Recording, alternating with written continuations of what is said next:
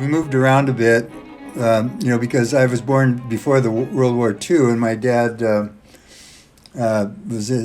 joined the Marines right away, and so we moved, to Los Angeles to be near him when he was training and stuff.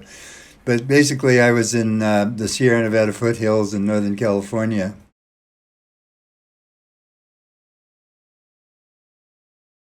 Popular music on the radio, that was basically it. We didn't have any media like record player or anything in our home, and so I just listened to the radio, and I loved standards and popular music and the hit parade and stuff when I was a kid.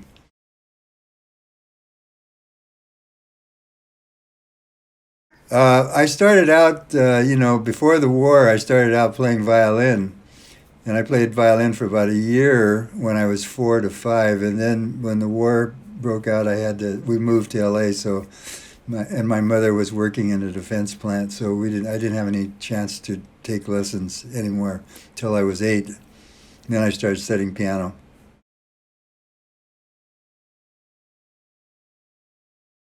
I wrote my first piece was kind of a popular song for a high school review, um, uh, around 1952. So I was around 17. I wrote a song, a ballad, kind of a love song for this review. I think that was the first thing I remember writing.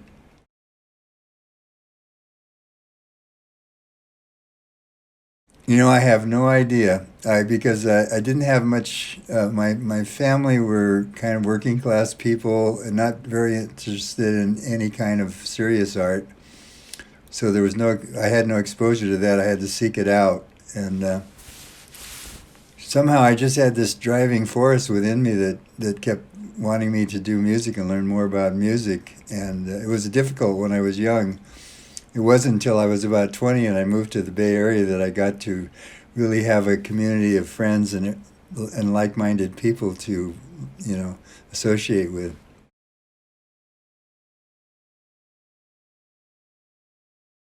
I was studying to be a classical pianist, and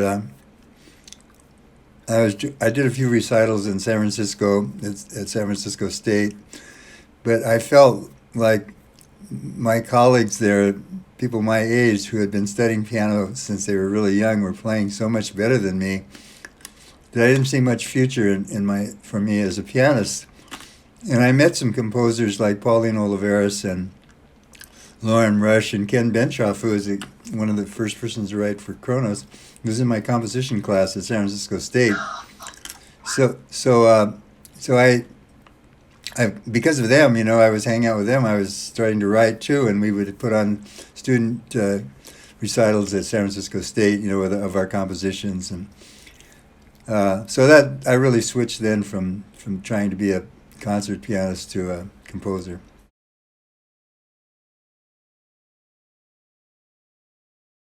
I think I was about 17 or something, and my high school vocal teacher, who my choir teacher, used to let me come over to his house after school and listen to records. He had a big collection, and I heard the Bartok quartets and the Debussy quartet for the first time, and of course that really lit my fire. Hearing, I remember Debussy at first I was introduced to, and I thought it was one of the most beautiful things I'd ever heard.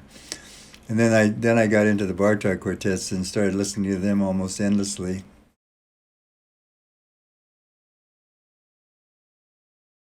Oh yeah, I remember very well. I was teaching at Mills College, and one of my colleagues was Sally Kell, who was a cellist, well-known cellist in the Bay Area, and we were on the selection committee when the Kronos tape came down from Seattle, audition tape.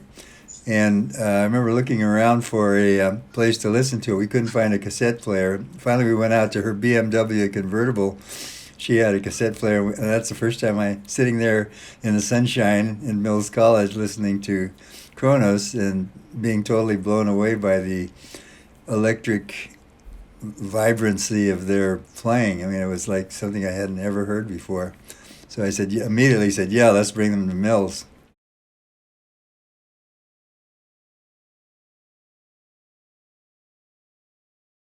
Well, I thought the main reason was because I've just written so many pieces for them in the past that they wanted to include me. I mean, I've written dozens of quartets for them, so, and other pieces too, concerto and chamber music. So I think that was they wanted to have my input on this.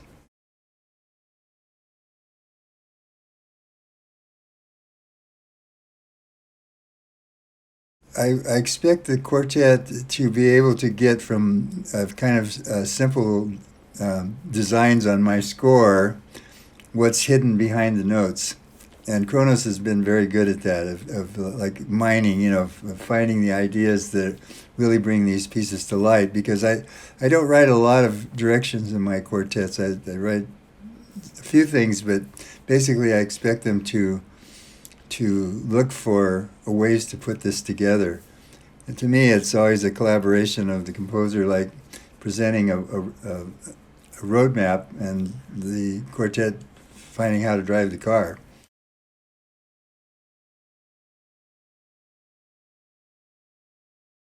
This piece has some various aspects. Part of it was, I just moved to Japan about 2 or 3 months before I wrote this, maybe even less. I'd just been here.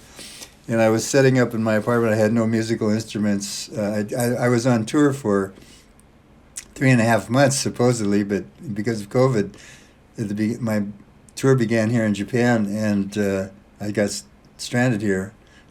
No, stranded sounds bad, but I enjoyed being here.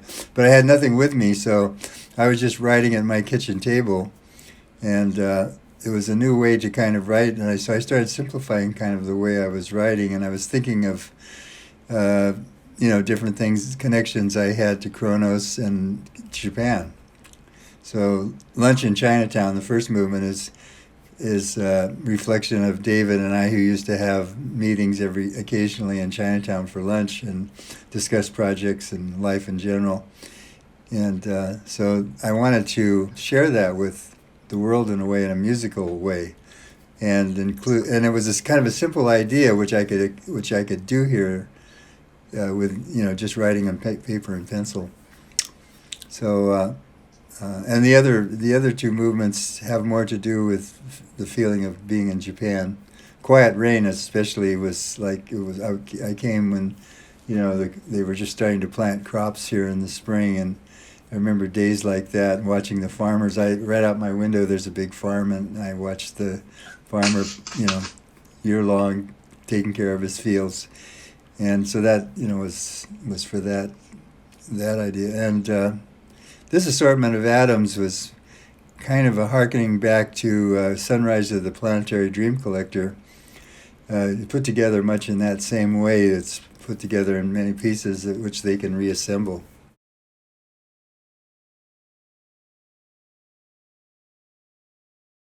I love to draw, and I do a lot of drawing, and especially since I've been in Japan, I've had a lot of time to been home all the time, not going anywhere, so I can fill up my time with drawing and music. And I like reading, but that's essentially it. Music is pretty much occupies my mind most of the time, so I don't have to look for too many other diversions.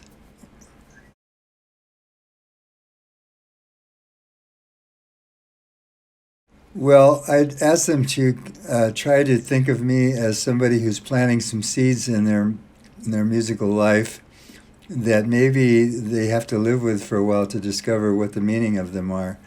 As I discussed earlier about my music, I think they need to live with it and find ways to use their own expression to bring this work to life. So I expect them to bring all their creativity that they can muster to the work. And I like to be surprised.